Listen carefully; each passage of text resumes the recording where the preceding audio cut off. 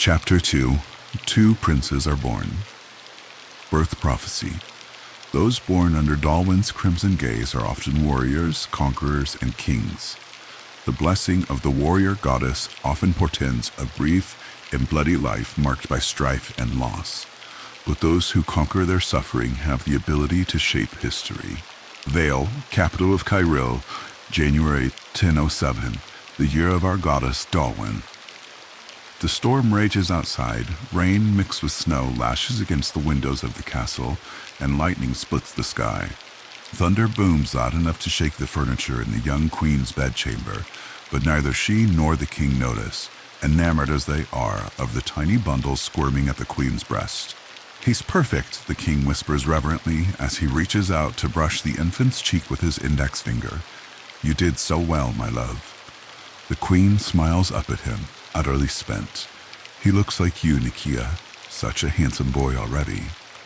King Nikia strokes her sweaty hair back from her forehead before pressing a gentle kiss to her lips. "I'm sure having a great beauty for a mother helps as well." A tired chuckle. "Your son needs a name, my king." Nikia pauses for a moment and tilts his head to the left, thinking. "Edmund?" Queen Valeria makes a face and quickly shakes her head. "Gods, Nikia, please don't saddle our son with some old fop-doodle's name." The king barks out a laugh that startles the newborn, who begins to whimper. Shh, my little love.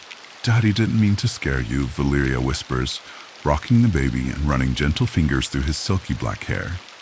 "Grigor?" Nikia ventures. That earns him another unimpressed look from Valeria and a grunt of discontent from the babe. "Khitan, mayhap?" "Khitan," she repeats, testing the name. Nikia settles beside her on the bed and wraps an arm around her shoulders, careful not to jostle his newborn child. "What do you think, son? Prince Khitan has a nice sound to it, yes?" The baby sweetly blinks his wide green eyes at his parents. "I'll take it," the king nods decisively. "Khitan it is."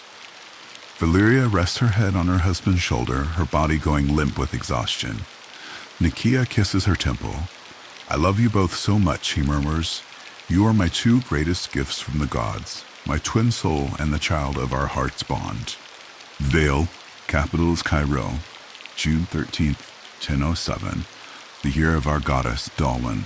King Nikia impatiently paces the castle halls, waiting for the birth of his second son to be announced so he can get back to the emissary from Sane. The man is only here for a week, and there's much to be discussed in that time. His tension eases somewhat as Valeria rounds the corner, Khitan in her arms. The baby gurgles happily and grabs at his father's beard as Nikia takes him into his arms. Valeria smiles at the pair as she tries to untangle Khitan's sticky fingers from Nikia's facial hair. "How is Eris progressing?"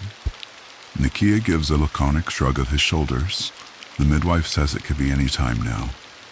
You know I won't begrudge you if you wish to be with her while the babe is born." She rests a cool hand against his cheek and peers into his blue eyes.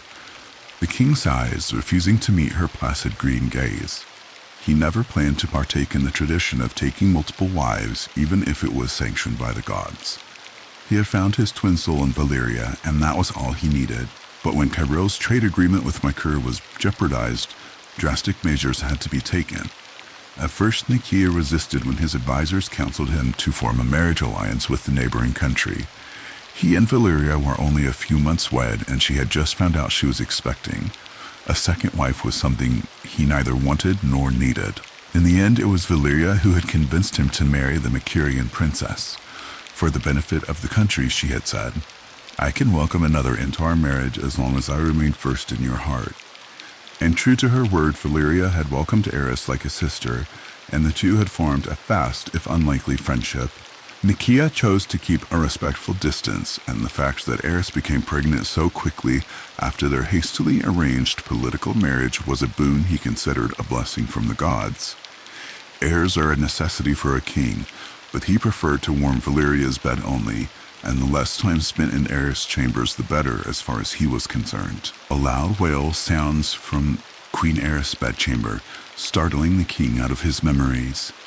It also frightens Khitan, who lets out a screech, and Nikia bounces him gently to calm him. The midwife rushes into the hallway with a bright smile.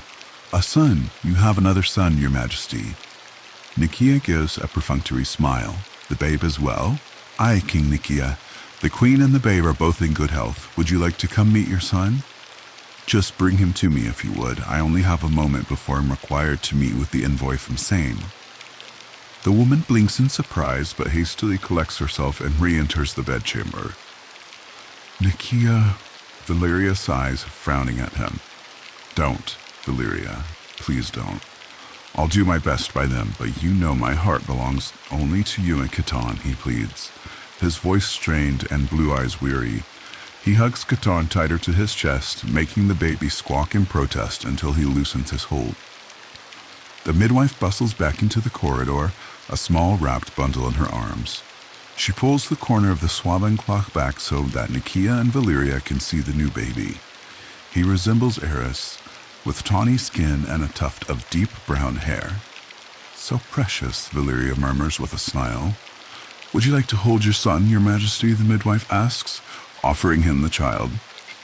Nikia frowns at her before shaking his head and stepping back. No. I have meetings to attend, give Eris my best, and tell her she can name him. He presses a soft kiss into Khatan's hair, then hands him back to Valyria, kissing her cheek before striding down the hallway. The midwife stares, gobsmacked, at his retreating form, then looks to Valyria for guidance. The queen gives her a sad smile and straightens her spine, readjusting her hold on Khatan. I'd like to go in and spend time with my sister and the son of my heart. I'm sure Khatan would love to see his new brother more closely as well. As you say, your majesty. Valyria follows the midwife into Eris' chambers, knowing that her presence will be a poor substitute for Nikia's, but determined to show her support for her sister nonetheless.